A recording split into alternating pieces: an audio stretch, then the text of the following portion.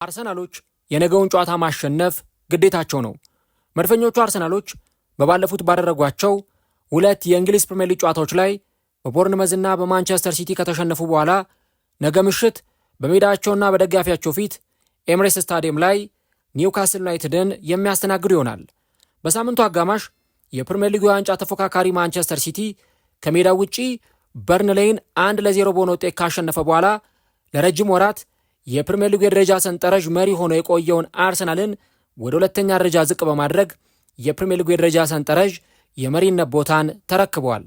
ስለዚህ መድፈኞቹ አርሰናሎች ዳግም ተመልሰው የፕሪሚየር ሊጉ የደረጃ ሰንጠረዥ የመሪነት ቦታን ለመቆጣጠር የነገውን ጨዋታ ማሸነፍ የግድ ይላቸዋል። አርሰናሎች በነገው ጨዋታ ላይ ማሸነፍ ብቻም አይደለም የሚጠበቅባቸው፣ በተቻላቸው መጠን 2-3 ጎሎችን በማስቆጠር ጨዋታውን በእነዚህ የጎል ልዩነቶች ማጠናቀቅ ይጠበቅባቸዋል።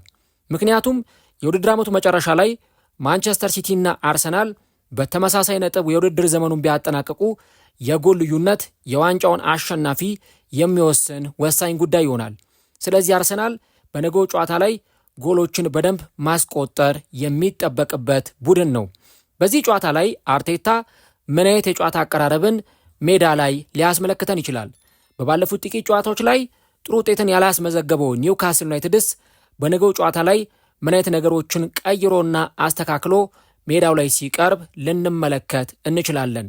የአርሰናል የአጥቂ መስመር አሁንም በርካታ ሐሳቦችን እያስነሳ የሚገኝ የፊት መስመር ነው። በተለይም የፊት መስመሩ ላይ ዩኬሬስ፣ ኤዜ፣ ማርቲኔሊና ካይ ሃቨርትዝ በአርሰናል ቤት የሚጀምሩ ተጫዋቾች፣ በተለይም ደግሞ በግራው መስመር ላይ ከኤበሬቼዜ እና ከሊያንድሮ ትሮሳርድ አሊያም ከማርቲኔሊ፣ የ9 ቁጥር ቦታ ላይ ደግሞ ከቪክተር ዩኬሬስ እና ከካይ ሃቨርትዝ የትኛው ተጫዋች በቋሚነት መጀመር አለበት የሚለው ጥያቄ በርካቶችን እያነጋገረ ይገኛል። አርቴታ በእነዚህ ቦታዎች ላይ የትኞቹን ተጫዋቾች ሊያስጀምር ይችላል? ቲምበር፣ ቡካዮ ሳካ የመሳሰሉ ተጫዋቾችም በአርሰናል በጉዳት ላይ የሚገኙ ተጫዋቾች እንደነበሩ ይታወሳሉ። እነዚህ ተጫዋቾችስ ሜዳ ላይ ይመለሳሉ ወይ? እነዚህንና ሌሎች ጉዳዮችን እስከ ቪዲዮ መጨረሻ ድረስ ከእኛ ጋር አብራችሁ ከቆያችሁ የምንነግራችሁ ይሆናል። ሰላም ጤና ይስጥልን። የተወደዳችሁና የተከበራችሁ ውድ የቻናላችን ተከታታዮች እንዴት ናችሁልን? እግዚአብሔር ይመስገን እኔ በጣም ደህና ነኝ። የምትገኙት አራዳ ሜዳ ኦፊሻል ዩቲዩብ ገጻችን ላይ ነው። ለቻናሉ አዲስ ከሆናችሁ የዩቲዩብ ገጹን ሰብስክራይብ በማድረግና የደወል ምልክቷን በመጫን የቻናላችን ቤተሰቦች እንድትሆኑ የአክብሮት ግብዣችን ነው። እንዲሁም ደግሞ ዩቲዩብ ፕሮግራሙን ለበርካታ ተመልካቾች እንዲያደርሰው የእናንተ በብዛት ላይክ ማድረግ እጅግ በጣም ይጠቅመናል። ለእናንተ የ2 ሰከንድ ስራ ነው። ይህ ፕሮግራም ቢያንስ በትንሹ 1000 ላይክ እንዲኖረው እንፈልጋለን። ስለዚህ ሁላችሁም ቪዲዮን ስትጀምሩ ላይክ እያደረጋችሁ መጀመራችሁን አስታውሱ። የአራዳ ሜዳ ኮሜንታተር ተስፋ ወርቅ ሉል ሰገድ አብሬያችሁ ቆይታ አደርጋለሁ። ፈጣሪ ፈቅዶ በዚህኛው ፕሮግራማችን ላይ ዳግም ከእናንተ ጋር ተገናኘን። በዚህኛው ፕሮግራማችን ላይ ደግሞ የምንመለከተው ነገ ምሽት በኤምሬትስ ስታዲየም የሚደረገውን የአርሰናልና የኒውካስል ዩናይትድን ጨዋታ ይሆናል ማለት ነው። እንግዲህ የ34ኛ ሳምንት የእንግሊዝ ፕሪሚየር ሊግ ጨዋታዎች ከማክሰኞ ጀምሮ ሲደረጉ ነበር። በሳምንቱ መጨረሻ የኤፍኤ ካፕ ጨዋታቸውን የሚያከናውኑት እነ ማንቸስተር ሲቲ፣ እነ ሊድስ ዩናይትድ፣ እነ ቼልሲ ጨዋታቸውን ሲያከናውኑ ነበር። እንግዲህ ከአንድ ቀን ረፍት በኋላ ደግሞ ዛሬ እንደገና ፕሪሚየር ሊጉ ይቀጥላል። ሰንደርላንድ ከኖቲንግሃም ፎረስት ጋር ጨዋታቸውን ያከናውናሉ። ታዲያ እንግዲህ ነገ ምሽት 1:30 ላይ በኤምሬትስ ስታዲየም አርሰናል ከኒውካስል ዩናይትድ ጋር ጨዋታቸውን የሚያከናውኑ ይሆናል ማለት ነው። እንግዲህ ይህ ጨዋታ በተለይም ለአርሰናል ደጋፊዎች እንደገና ተስፋን መሰነቅ ካለባቸው፣ ከእንደገና አርሰናል የፕሪሚየር ሊጉን ዋንጫ ያነሳል የሚል እምነት ማሳደር ካለባቸው የነገው ጨዋታ እጅግ በጣም ወሳኝ የጨዋታ ምሽት ነው። ምክንያቱም አርሰናል በባለፉት 2 የፕሪሚየር ሊግ ጨዋታዎች ላይ ጥሩ ውጤትን አላስመዘገበም። እንግዲህ በቦርንመዝ አርሰናል ተሸንፏል። ባለፈው ሳምንት ደግሞ በማንቸስተር ሲቲ አርሰናል ተሸንፏል። ስለዚህ እነዚህ ተከታታይ 2 ጨዋታዎች ላይ አርሰናል ማሸነፍ አለመቻሉን ተከትሎ ማንቸስተር ሲቲ ደግሞ በተቃራኒው ራሱ አርሰናልንና ቼልሲን አሸንፎ በርንሌይንም ደግሞ በማሸነፍ አሁን ከአርሰናል ጋር እኩል 70 ነጥብ ላይ የተቀመጠ ቡድን ሆኗል። 70 ነጥብ ላይ መቀመጣቸው ብቻ አይደለም ደግሞ የሚያስገርመው፣ ሁለቱም ያላቸው ንጹህ ጎልም ተመሳሳይ ነው። ማንቸስተር ሲቲ ባለፈው ጨዋታውን 1-0 አሸንፎ ነው የወጣውና ሁለቱም ቡድኖች እኩል 37 ንጹህ ጎል አላቸው። እኩል 77 ነጥብ ላይ ተቀምጠው አንደኛና ሁለተኛ ደረጃ ላይ ተቀምጧል። እንግዲህ አርሰናል ለ208 ቀናት ያክል የእንግሊዝ ፕሪሚየር ሊግ የመሪነት ቦታ ላይ የተቀመጠ ቡድን ነው። በአንጻሩ ደግሞ ማንቸስተር ሲቲን ስንመለከት በፕሪሚየር ሊጉ የደረጃ ሰንጠረዥ መሪነት ላይ የተቀመጠው ከዛሬው ጋር ስንጨምረው ለ11 ቀናት ብቻ ነው። ተመልከቱ፣ አንድ ሳምንት ከ3 ቀን ወይም ከ4 ቀን ነው ማንቸስተር ሲቲ በፕሪሚየር ሊጉ መሪነት ቦታ ላይ የተቀመጠው እና አርሰናል በእነዚህ 208 ቀናት ውስጥ አስገራሚ ብቃቱን ሲያሳየን በጣም ድንቅ የሆኑ ጨዋታዎችን የሚያሸንፍበትን መንገድ ስንመለከት ከቆየም በኋላ አርሰናል ግን አሁን የመጨረሻዎቹ ሳምንታት ላይ ወገቡን መያዝ ጀምሯል። በተለይ የኤፕሪል ወር ለአርሰናል ጥሩ የሚባል ጊዜ አይደለም። ሚያዝያ ወር ሲመጣ አርሰናል ጥሩ ውጤቶችን አያስመዘግብም። እስፔሻሊ ደግሞ አርቴታ እንዲህ አይነት ችግሮች ሲገጥሙት እንደነበር ይታወቃል። ግን አሁንም ስንመለከት በብዙ ምክንያቶች አርሰናል ዋንጫውን የሚያሸንፍበት በርካታ እድሎች አሉት። አርሰናል የሚጠቀምበት ከሆነ ከዚህ በኋላ የሚያደርጋቸውን 5 ጨዋታዎች በውድም በግድም አርሰናል ማሸነፍ ይጠበቅበታል። ማንቸስተር ሲቲን እንበልጣለን፣ ከማንቸስተር ሲቲ በልጠን የፕሪሚየር ሊጉን ዋንጫ እናነሳለን የሚል እምነት አርሰናሎች ጋር ካለ የግዴታ ይህንን ጨዋታ ጨምሮ ቀሪ የሚያደርጋቸውን 4 ጨዋታዎች ማሸነፍ ይጠበቅባቸዋል ማለት ነው። የቀድሞ የአርሰናል አሰልጣኝ አርሰን ቬንገር በተለይም ደግሞ ይህንን የዋንጫውን ፉክክር በተመለከተ አንድ አሴታቸውን ሰጥተው ነበር። እሳቸው የሰጡት ሀሳብ አሁንም ለአርሰናል ፖዘቲቭ የሆነ ምልከታ እንዳላቸው፣ ፕሪሚየር ሊጉን አርሰናል ያሸንፋል ብለው እንደሚያምኑ ነው አርሰን ቬንገር በአስተያየታቸው ላይ የተናገሩት ማለት ነው። እና እንደ አርሰን ቬንገር አገላለጽ ወይም ደግሞ እንደ አርሰን ቬንገር አስተያየት ከሆነ የባለፈውን የማንቸስተር ሲቲን ጨዋታ በኮመን ሴንስ ስንረዳው ኤብሬቼዜ፣ ኦደጋርድ፣ ካይ ሃቨርትዝ፣ ኖኒ ማዱዌኬ ኤታር ላይ ያሳዩት የማጥቃት እንቅስቃሴ እጅግ በጣም ግሩም ነበር። ማንቸስተር ሲቲ ፐርፌክት የሚባል ራኒን ወይም ደግሞ የመጨረሻ ሳምንታት ጨዋታዎቹን ፐርፌክት በሆነ ሁኔታ ሙሉ ጨዋታዎቹን አሸንፎ ይቀጥላል ብዬ አላስብም ሲሉ ነበረ ፕሮፌሰሩ የቀድሞው የአርሰናል ሌጀንድ አሰልጣኝ አርሰን ቬንገር የተናገሩት። እሳቸው እንደውም አርሰናል በማንቸስተር ዩናይትድን በተሸነፈበት ጨዋታ ላይ በቤን ስፖርት ተንታኝነታቸው ሲናገሩ አንድ አስተያየት ሰጥተው ነበር። እኔ አርሰናል ዘንድሮ በቃ የአርሰናል ችግር የሚሆነው ራሱ አርሰናል ነው፣ የአርሰናል የዋንጫ ተፎካካሪ ራሱ አርሰናል ነው፣ ማንቸስተር ሲቲ ከአርሰናል በልጦ የፕሪሚየር ሊጉን ዋንጫ ያሸንፋል ብዬ አላስብም ብለው ሲናገሩ ነበረ። እና የአርሰናል ዋንጫ ያሸንፋል የሚለው ነገር አሁንም በጣም ግልጽ ነው። ባለፈው አርሰናል በማንቸስተር ሲቲ ተሸነፈ ማለት የፕሪሚየር ሊጉ ዋንጫ ጉዞ ጉዳይ አበቃለት ማለት አይደለም እና የነገው ጨዋታ እጅግ በጣም ትልቅ ነገሮች የሚጠበቁበት ጨዋታ ይሆናል ማለት ነው። እንግዲህ አርሰናል የሚገጥመው ኒውካስል በጣም ደካማ ፎርም ላይ የሚገኘውን ጥሩ ጊዜ እያሳለፈ ያልሆነውን ኒውካስልን ነው የሚገጥመው። ኒውካስል በባለፉት ካደረጋቸው 11 የፕሪሚየር ሊግ ጨዋታዎች 8ቱን የተሸነፈ ቡድን ነው።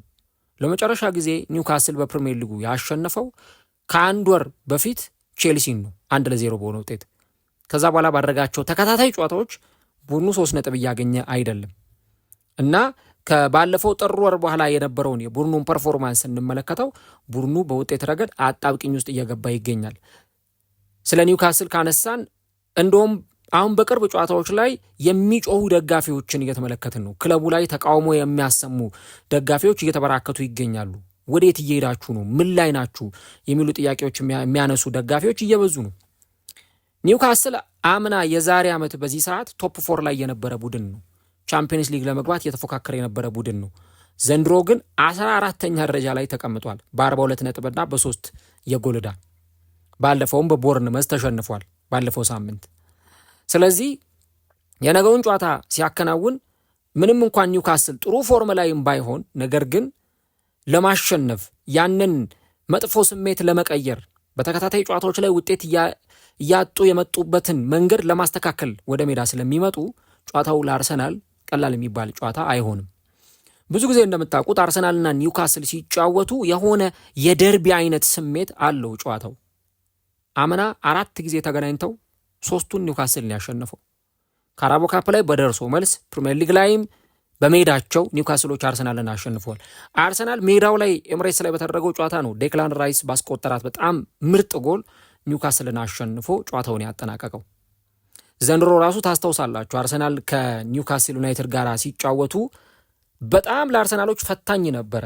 አርሰናል 1-0 ይመራ ነበር። ከ80 ደቂቃ በላይ ለሚሆን ጊዜ አርሰናል በኒውካስል እየተመራ ነበር። በኋላ ተቀይሮ የገባው ሜሪኖ ያቻነቷን ጎል አስቆጠረ። ማጋሌሽ ደግሞ 90 ደቂቃ ከተጠናቀቀ በኋላ በባከኑ ደቂቃዎች ነው ያችን ጎል አስቆጥሮ አርሰናልን አሸናፊ ያደረገው እና በቅርብ ዓመታት በተለይ ኒውካስልና አርሰናል የሚያደርጓቸውን ጨዋታዎች ስትመለከቱ የሆነ የደርቢ አይነት ስሜት ያለው በጣም ከፍተኛ ፍትጊያ የሚታይበት አካላዊ ፍልሚያዎች የምንመለከትበት ጨዋታ ይሆናል። ስለዚህ የነገው ጨዋታ ለአርሰናል ቀላል የሚባል አርሰናል ምንም እንኳን ጨዋታውን የማሸነፍ ከፍተኛ ግምት የተሰጠው ቡድንም ቢሆን ኒውካስልም በዚህ ጊዜ ጥሩ ፎርም ላይ ባይገኝ፣ ነገር ግን ሁለቱ ቡድኖች ሁሉ ጊዜ ሲጫወቱ የሆነ አይነት ጦርነት ሜዳ ላይ ስለሚታይ የነገው ጨዋታ አርሰናሎች በከፍተኛ ትኩረት ሊመለከቱት ይገባል። ኦፕታ ሱፐር ኮምፒውተር የነገውን ጨዋታ የማሸነፍ ቅድመ ግምቱን ለአርሰናል ነው የሰጠው። 68.4% ከመቶ ለአርሰናል የማሸነፍ ግምት ሰጥቶታል ማለት ነው። ከዚህ በተጨማሪ አርሰናል በባለፉት 6 ባደረጋቸው በሁሉም ውድድሮች ባደረጋቸው ጨዋታዎች ቻምፒየንስ ሊግን ይጨምራል ባደረጋቸው ጨዋታዎች 4 ጨዋታዎች ላይ አርሰናል ተሸንፏል። በካራቦ ካፕ አርሰናል ተሸንፏል። በፍጻሜው በኤፍኤ ካፕ በሳውዛምፕተን ተሸንፏል። ከዚህ በተጨማሪ ደግሞ በማንቸስተር ሲቲ እና በቦርንመዝ በፕሪሚየር ሊጉ ደግሞ ተከታታይ ጨዋታዎች ላይ ተሸንፏል። አርሰናል በእነዚህ መካከል ቻምፒየንስ ሊግ ላይ ስፖርቲንግን 1-0 ያሸነፈበትና ከስፖርቲንግ ጋር አቻ የተለያየበትን ጨዋታ ነው ልናነሳ የምንችለው ማለት ነው። ስለዚህ አርሰናል ራሱ የሰሞኑ ውጤቱ ጥሩ የሚባል ስላልሆነ ይህን ነገር አርሰናል ማስተካከል፣ መቅረፍ፣ ወደ ውጤታማነት ማምጣት ይጠበቅበታል። አርሰናል አመቱን ሙሉ የለፋበትን አመቱን ሙሉ የደከመበትን ነገር ወደ ውጤት መቀየር ከፈለገ ከዚህ በኋላ የሚያደርጋቸው ጨዋታዎች ላይ መደራደር የለበትም፣ ለድርድር ሁሉ ማቅረብ የለበትም። እኔ ማንቸስተር ሲቲ ነጥብ ይጥላል አይጥልም ራሱን የቻለ መነጋገሪያ መሆን የሚችል ጉዳይ ነው። ግን ማንቸስተር ሲቲዎችም ቀላል ተጋጣሚ የሉትም። ባለፈው በርንሌይን ስናይ 1-0 ነው ማንቸስተር ሲቲ ያሸነፈውና ፔፕ ጓርዲዮላ እንደውም ሲናገር ነበረ ልክ የመጨረሻው የማዕዘን ምት ሲሰጥ ወይ ፈጣሪ ብዬ ነው በቃ የፈጣሪን ስም የጠራሁት ብሎ ሲናገር ነበረ። ምክንያቱም ማንቸስተር ሲቲ 1-0 እየመራ የማዕዘን ምት ተሰጠበት። ግብ ጠባቂው መጣ፣ ትራፎርድ ማነው ዱብራፍካ ጎሉ ለቆ ማለት ነው። አሁን ያ የማዕዘን ምት ቢቆጠር ሲቲ ነጥብ ጣለ ማለት ነው እና በጣም አስቸጋሪ ነው። ፔፕ ጓርዲዮላም ሲናገር 1 ጎል ብቻ ማስቆጠር አልነበረብንም 2ም 3ም ጎል ማስቆጠር አለብን ብሎ ሲናገር ነበረ እና ማንቸስተር ሲቲ ከነ አስቶን ቪላ፣ ብሬንትፈርድ፣ ቦርንመዝ ጋር መጫወቱ አይቀርም። ስለዚህ ነጥብ የሚጥልበት እድል ሊኖር ይችላል። ሁሉንም ጨዋታዎችም ሊያሸንፍ ይችላል። አርሰናል ግን የራሱን የቤት ስራ በራሱ መወጣት ይኖርበታል። 5 ጨዋታ ይቀረዋል። 5ቱንም ጨዋታ ማሸነፍ ነው ከአርሰናል የሚጠበቀው። ቻምፒየንስ ሊግ አለበት። ቻምፒየንስ ሊግም ላይ ትኩረት ያደርጋል። ግን ደግሞ ፕሪሚየር ሊጉም በአርሰናል ቁጥጥር ስር ወይም በአርሰናል ትኩረት የሚታይ ጉዳይ መሆን ይጠበቅበታል ማለት ነው። ስለዚህ ይህንን የአርሰናልን የዋንጫ ሲዝን የሚያሳምረው ከዚህ በኋላ አርሰናል በሚያደርጋቸው ጨዋታዎች ላይ ውጤት እያስመዘገበ ሲወጣ ብቻ ይሆናል ማለት ነው። ስለዚህ ጨዋታው ለኒውካስልም ለአርሰናልም አስፈላጊ ነው። አርሰናል ግን ጨዋታውን አጥብቆ አብዝቶ የሚፈልግ ቡድን ነው። በነገው ጨዋታ ላይ አርሰናል ለማሸነፍ ምን ነገሮችን ማድረግ አለበት የሚለውን ነገር መመልከት ይኖርብናል። እንግዲህ ባለፈው አርሰናል ከማንቸስተር ሲቲ ጋር ተጫውቶ ሲያጠቃ የነበረበትን መንገድ ካዩ በኋላ አንዳንድ የአርሰናል ደጋፊዎች እስከ ዛሬ አርሰናል የት ነበር እንደዚህ አይነት ጨዋታ ሳይጫወት የቀረው የሚሉ ነጥቦችን ሲያነሱ ነበር። አርሰናል እንደዚህ ቢጫወት ኖሮ እስከ ዛሬ በቃ የፕሪሚየር ሊጉን ዋንጫ ማንሳቱን ገና በፊት ነበር የሚያረጋግጠው የሚሉ ሁሉ ኮሜንቶች በአርሰናል ደጋፊዎች በኩል ሲሰጡ ስናይ ነበር። አርሰናል ማጥቃት የማይችል ቡድን አይደለም። ሲያጠቃ በጣም አስፈሪ ቡድን ነው። እኔ ብዙ ሰዎች ይሄ አርሰናልን ዝቅ ሲያደርጉት ወይም ደግሞ አንደርዶግ ቡድን ሲያደርጉት ማጥቃት የማይችል ሴት ፒስ ላይ ብቻ የተደገፈ እና ደግሞ እየተከላከለ 3 ነጥብ ይዞ የሚወጣ ቡድን አድርገው ሲስሉት ይሄ ምስሉን የሚያበላሸው ነገር ይመስለኛል። በአውሮፓ እንግዲህ 3 ቡድኖችን ነው የምንጠቅሰው 100 ከዛ በላይ ጎሎችን ያስቆጠሩ ደጋግመን ስናነሳው ነበር። ባየር ሚዩኒክ አንደኛው የሚጠቀስ ቡድን ነው። ባርሰሎና ሌላኛው ቡድን ነው።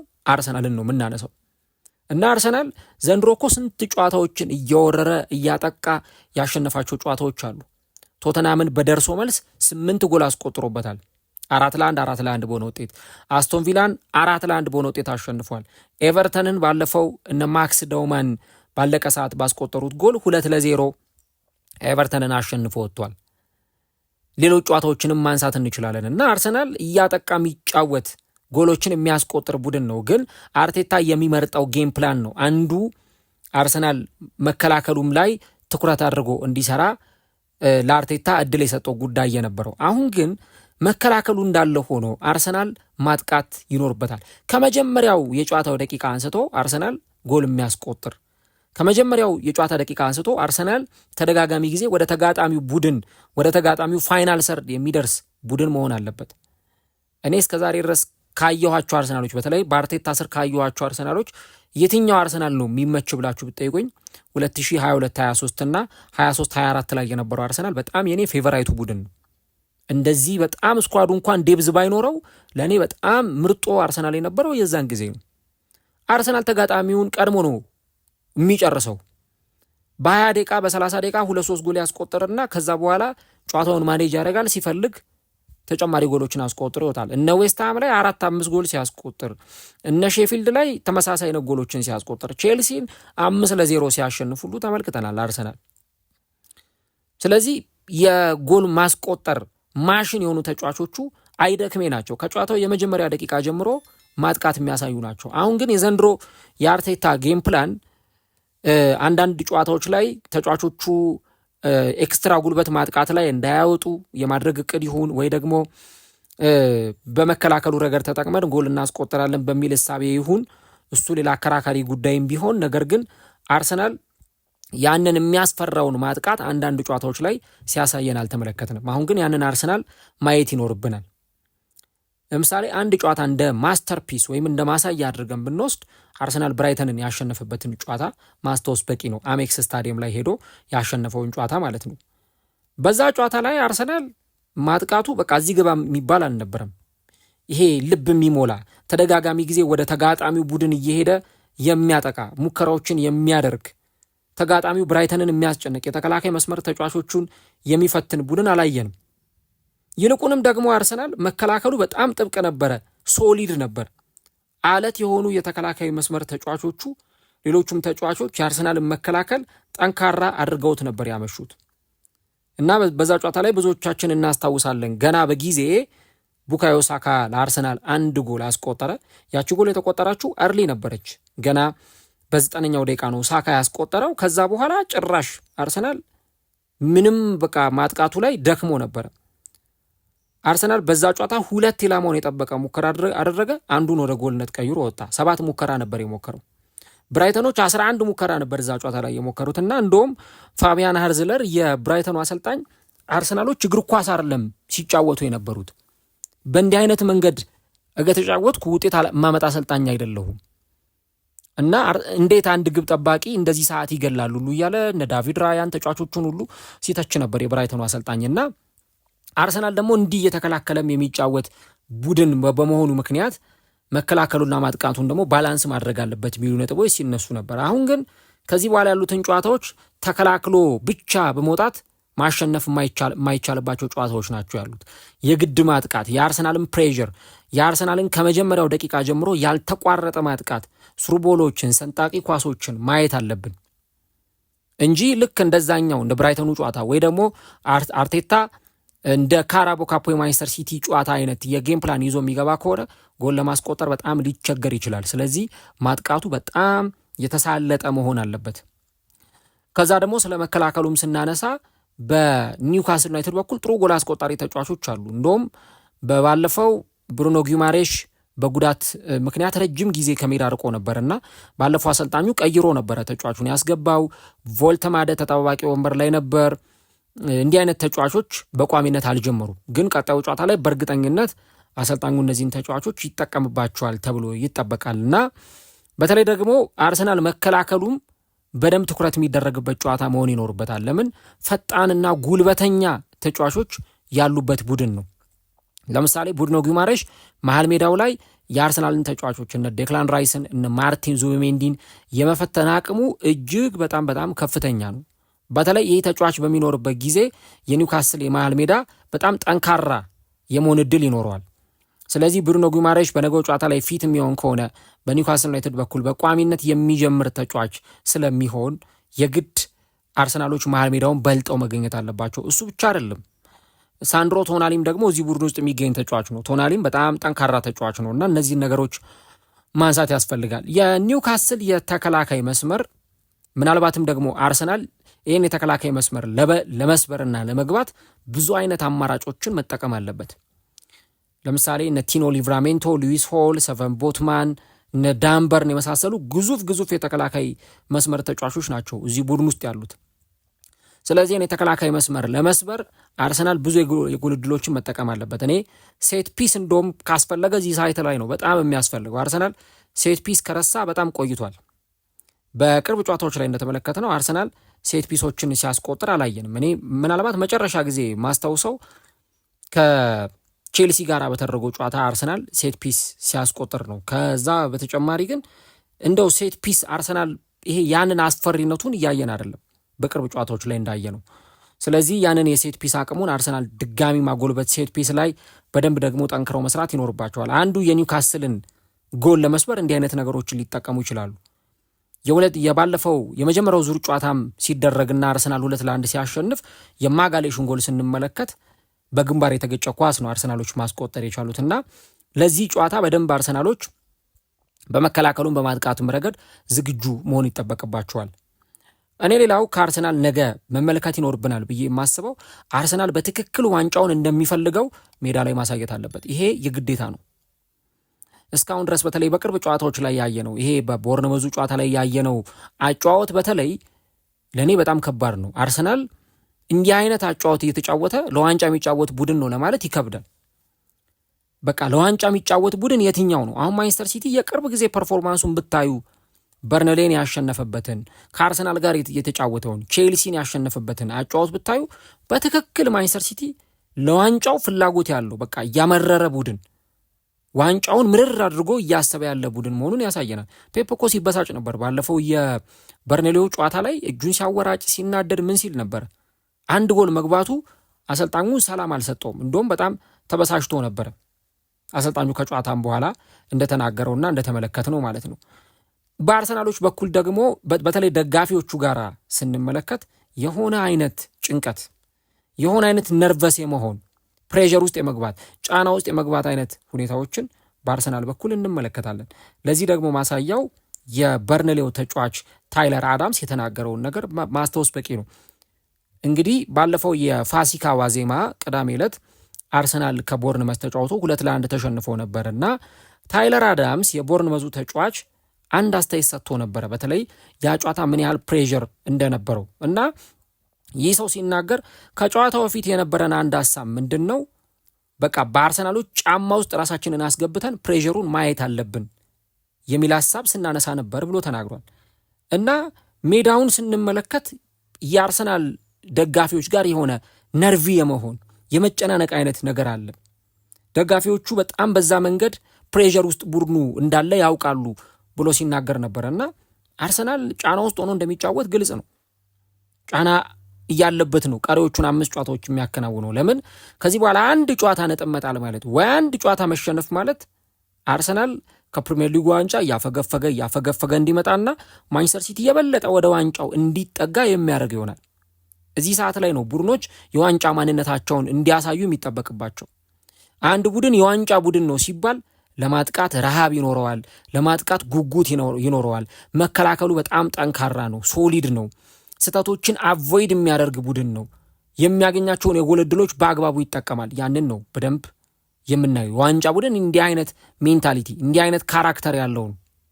ታዲያ አርሰናሎችስ ጋር ይህንን የዋንጫ ካራክተር እናየዋለን ወይ ከዚህ በኋላ የሚመጡት ጨዋታዎች ላይ የሚለው የአርቴታ በጣም ትልቁ የቤት ስራ ይመስለኛል። እና የነገውም ጨዋታ ላይ የአርሰናሎች በቃ ደረታቸውን ነፍተው አርሰናል የምርም የዋንጫ ቡድን ነው፣ ኮስተር ያለ በቃ የተቆጣ ፊት ያለው ዋንጫውን እንደሚፈልግ ቡድን የሚጫወት ቡድን ነው። ያንን እንዲያይ ይፈልጋሉ። ፔፕ እኮ ለዛ ነው ባለፈው በነበረው ጋዜጣዊ መግለጫ ላይ ሲናገር ለእኛና ለእነሱ ጨዋታው አንድ አይደለም ብሎ ሲናገር ነበር። እኛ በአርሰናል ከተሸነፍን የፕሪሚየር ሊጉ ጉዳይ ያበቃለታል። ነገር ግን አርሰናሎች ለ22 ዓመታት የፕሪሚየር ሊጉ ዋንጫን አላነሱም። ስለዚህ ለፕሪሚየር ሊጉ ዋንጫ በጉጉት ስለሚጫወቱ ጨዋታውን ለየት የሚያደርገው ይህ ጉዳይ ነው ብሎ ፔፕ ጓርዲዮላ ሲናገር ነበር። እና አርሰናል ያለፉትን 22 ዓመታት እርሱት ተዉት። 22 ዓመት ዋንጫ ያላገኘ ቡድን መሆኑን እዚህ ጋር አታምጡት። አርቴታ 6 ዓመት የለፋበት ቡድን ነው። 6 ዓመት የደከመበት ቡድን ነው። ያለፉትን 4 ዓመታት ደግሞ ዘንድሮን ጨምሮ ለዋንጫ እየተፎካከረ ያለ ቡድን ነው። 3 ዓመት ሁለተኛ ሆኖ የጨረሰ ቡድን ነው። አሁን ለአራተኛ ጊዜ ሁለተኛ ሆኖ መጨረስ አላውቅም። ለአርሰናል ደጋፊዎች ስሜታቸውን እንዴት ሊገልጹ እንደሚችሉ፣ በምን አይነት ምሬት ያንን ሲዝን ሊጨርሱት እንደሚችሉ አላውቅም። ስለዚህ ያለፉትን 3 ዓመታት ታሪክ ላለመድገም የሚደረግም ጨዋታ ነው። ምክንያቱም አርሰናል ረጅም ጊዜ እየመራ ዋንጫውን ለተጋጣሚ ነው የሚሰጠው። 2022-23 ላይ 200 ምናምን ቀን አርሰናል መርቶ ነው መጨረሻ ላይ ለሲቲ ዋንጫውን ያስረከበው። 2023-24ም ላይ አርሰናል ረጅም ጊዜ ፕሪሚየር ሊጉን ሲመራ ነበረ። ግን ያቺ የተሸነፈባት አንድ የኒውካስል ዩናይትድ ጨዋታ፣ የአስቶን ቪላ ጨዋታ የአርሰናልን የዋንጫ ተስፋ ሙሉ ለሙሉ ያጨለመች ነበረች። እስከ 38ኛው ሳምንት ድረስ አርሰናልና ማንቸስተር ሲቲ ለዋንጫው አንገት ለአንገት ተናንቀዋል እስከ መጨረሻው ሳምንት ድረስ። ስለዚህ አርሰናል አሁንም በዛ የዋንጫ ሂደት ውስጥ ለመቀጠል ፕሬሸሮችን ተቋቁሞ ይሄ ጫና የሚቋቋም ከውጭም ያለውን ጫና ከደጋፊውም ያለውን ጫና ተቋቁሞ በትክክል የዋንጫ ቡድን መሆኑን ሜዳ ላይ ፕሩፍ የሚያደርግ የሚያሳይ ቡድን መሆን አለበት። የአርሰናል ደጋፊዎች የሚፈልጉት ይሄንን ነገር ነው። ሌላው የነገው ጨዋታ ላይ እንግዲህ አንዱ የሚጠበቀው ነገር የአርሰናል ማጥቃት ነው።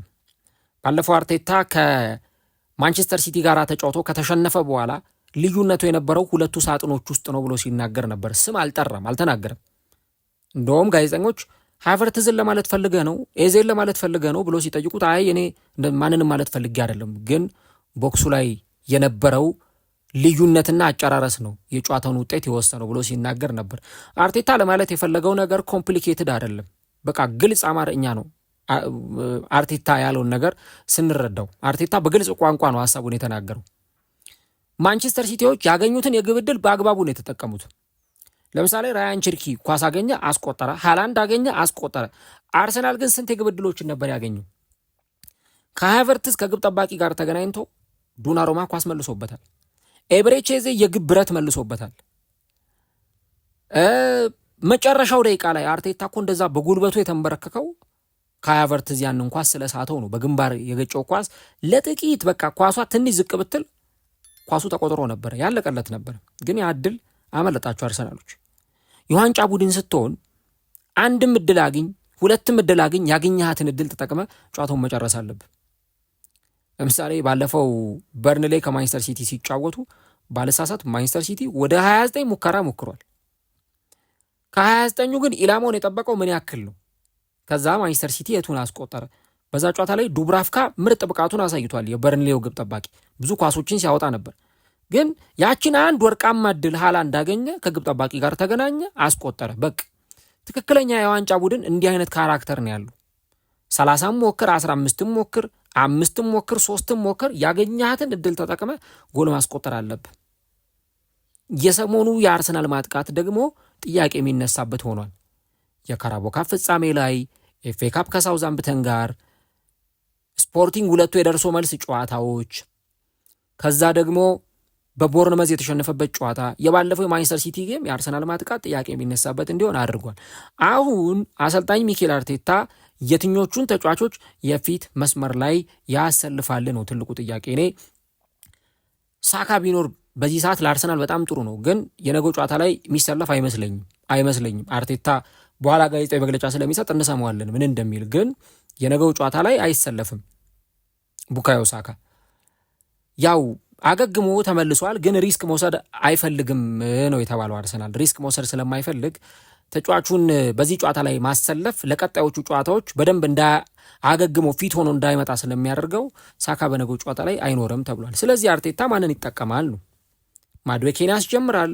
ማክስዳው ማንን ያስጀምራል? ወይስ የትኛውን ተጫዋች ያስጀምራል የሚለው ነገር በጣም ወሳኝ ይመስለኛል። ከዛ ደግሞ የግራውን መስመርም ስታዩት አጠያቂ ነው ለእኔ። በግራው መስመር በተለይ ስለ ማጥቃት ካወራን ምንም አጠያቂ አይደለም። ትሮሳርድን እመርጣለሁ። ትሮሳርድ እዚህ ቦታ ላይ ጥሩ ፐርፎርም ማድረግ ይችላል። መከላከሉን ግን ካነሳን ለእኔ ማርቲኔሊ ይለይብኛል። በጣም ድንቅ ተጫዋች ነው። ባለፈው ከማንቸስተር ሲቲ ጋር ራሱ ማንቸስተር ሲቲዎች እያጠቁ የሆነ አንድ ኳስ ነበረና እንዴት አስጥሎ ወደ ማጥቃት እንደመለሰው ጨዋታውን ሃቨርትዝ ያን እንኳን አበከነው ከግብ ጠባቂ ጋር ተገናኝቶ እንጂ ኧረ በስማም ያለቀለት እድል ነበረ ያገኘው። እና ማርቲኔሊ ተከላካዮችን የሚያግዝ ተጫዋች ነው። በጣም ፈጣን ስለሆነ ከጎል ጎል መሮጥ ይችላል። መከላከሉን ደግሞ ስታስቡ ማርቲኔሊ መከላከሉን ስለሚያግዝ ለዛ የምትመርጡት ተጫዋች ይሆናል።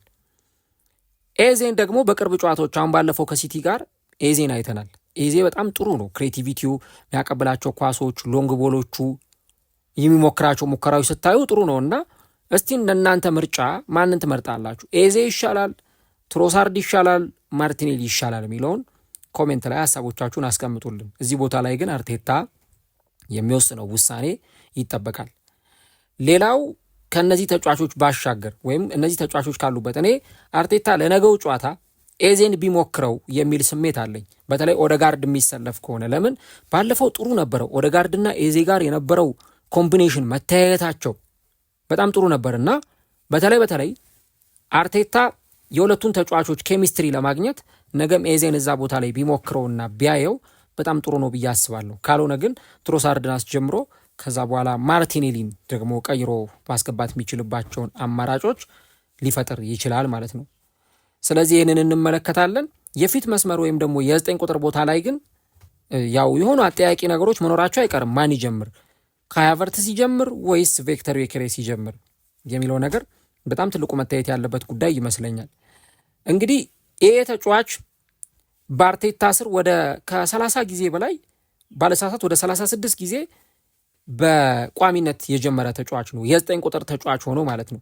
እና እሱ ቋሚ ሆኖ በጀመረበት ጨዋታ በ9 ቁጥር ቦታ አርሰናል የተሸነፈው 3 ጊዜ ብቻ ነው። ከዚህ በተጨማሪ ደግሞ የአርቴታ ተመራጭ ተጫዋች ሆኖ በተሰለፈባቸው ጨዋታዎች ላይ የጎል ኮንትሪቢዩሽኖችንም ያሉት ተጫዋች መሆኑን አንዘነጋም። ከ20 በላይ ጎሎች ላይ ቀጥተኛ ተሳትፏሉ፣ ጎሎችንም በማስቆጠር አሲስትን በማድረግ። ስለዚህ ካይ ሃቨርትዝን አርቴታ ልጠቀመው ወይ ብሎ እንዲያስብ የሚያደርገው ነገር ሊኖር ይችላል። ግን እንደኔ እይታ ለነገው ጨዋታ ቪክተር ዮኬሬስ ነው ቀዳሚ ተመራጭ መሆን ያለበት፣ ምንም የሚያጠይቅ አይደለም።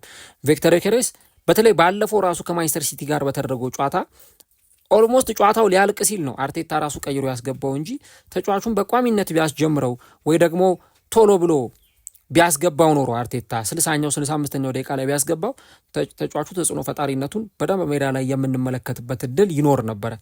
ስለዚህ እንደኔ እይታና እንደኔ አረዳድ የነገው ጨዋታ ላይ ይህንን ተጫዋች የፊት መስመር ላይ ዮኬሬስን ብንመለከተው በጣም የተሻለ እድል ነው ብዬ አስባለሁ።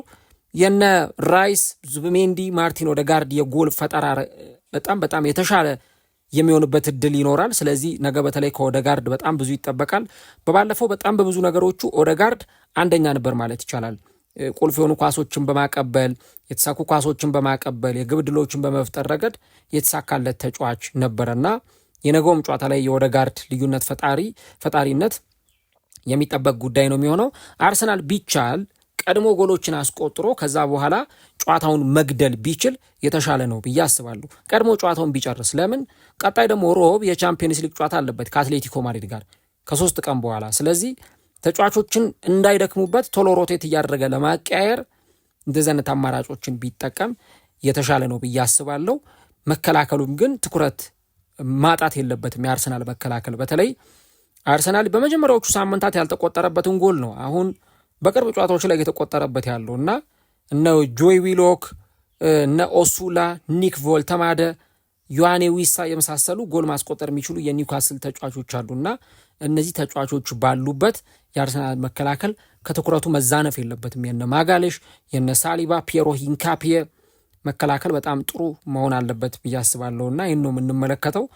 ያው ሞስኩዌራ ባለፈው በቲምበር ቦታ ተሰልፎ ሲጫወት ስናየው ነበረ። ግን ቤን ዋይትም በነገው ጨዋታ ላይ አርቴታ ቢያስጀምረው በጣም የተሻለ ነው ብዬ አስባለሁ። ያው ቅድም እንዳልኩት ኒውካስል ደካማ ፎርም ላይ ያለ ቡድን ነው።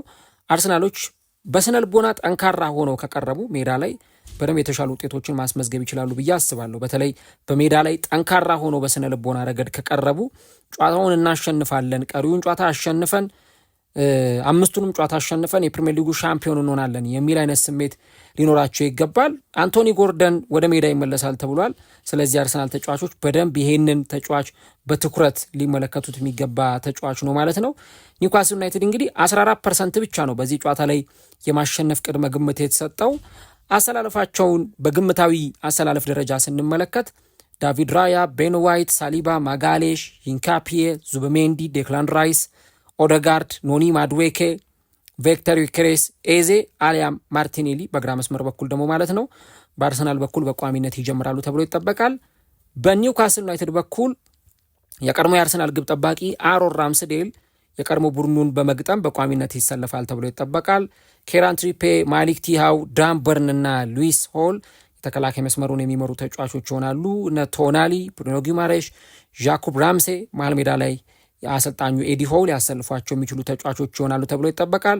አንቶኒ ላንጋ፣ አንቶኒ ጎርደን እና ኒክ ቮልተማደ ደግሞ በቋሚ 11 ውስጥ የሚጀምሩ የኒውካስል የፊት መስመር ተጫዋቾች ይሆናሉ ተብሎ ይጠበቃል። የነገው ጨዋታ ግን ለአርሰናሎች መስት ዊን የግዴታ ማሸነፍ ብቻ የሚፈልግ ጨዋታ ይሆናል። አርሰናል ዋንጫውን አነሳለሁ ብሎ ካሰበ የነገውን ጨዋታ ማሸነፍ ይጠበቅበታል። ስለ ነገው ጨዋታ ምን ትላላችሁ? ማን ጨዋታውን ያሸንፋል ብላችሁ ትገምታላችሁ? ከምክንያት ጋር አርሰናል የሚያሸንፋል ስትሉ፣ ኒውካስል የሚያሸንፋል ወይ ማቻ ይወጣሉም ስትሉ ከምክንያት ጋር ኮሜንት ላይ ሀሳቦቻችሁን አስቀምጡልን። ቪዲዮውን ከወደዳችሁት ላይክ ማድረግ፣ ቻናሉን ደግሞ ሰብስክራይብ ማድረጋችሁን አትርሱ። እግዚአብሔር ቢፈቅድ ደግሞ ነገ በቀጥታ ስርጭት ፕሮግራም የተመረጠ ጨዋታ ይዘንላችሁ እንመጣለን። የዛሬውን በዚያ በቃን። መልካም ጊዜ፣ መልካም ቆይታ ይሆንላችሁ።